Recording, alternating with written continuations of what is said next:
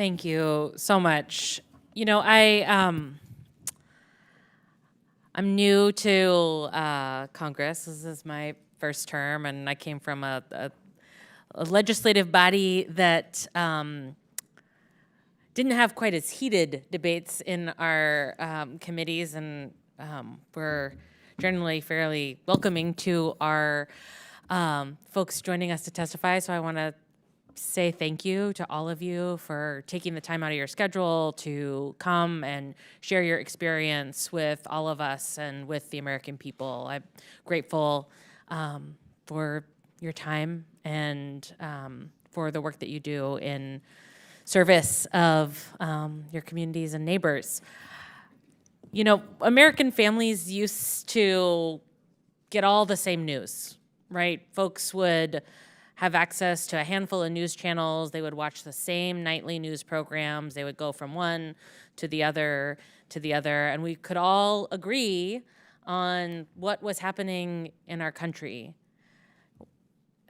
We all used to operate from the same baseline of information, but today it is no secret that we are operating in a much more diversified and fractured media environment. The content space, the use of AI-generated content, Americans now have to be able to discern for themselves whether something they are hearing is true or not.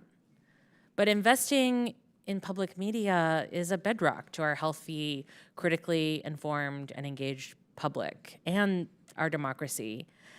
And I know that my colleagues on the other side of the aisle have argued over whether every piece of programming is in service of the public. But I also want to point out that, you know, in my fairly rural district, we have a lot of areas that aren't served by broadband. You know, a lot of folks who cannot easily access numerous podcasts while they are out working on their property. They, you know, have to maybe wait for something to download when they're at home using maybe even a wired internet connection, right? Like I'm in a dead zone for about an hour and a half as I'm driving from one city to another in my community.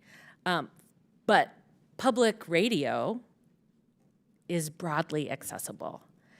And it's important for, you know, folks counting on the weather report, for kids who are, you know, in pre-kindergarten who are watching Elmo and learning to count and do math. It's important for the young people who, you know, were home during COVID and were able to continue learning with the help of public broadcasting.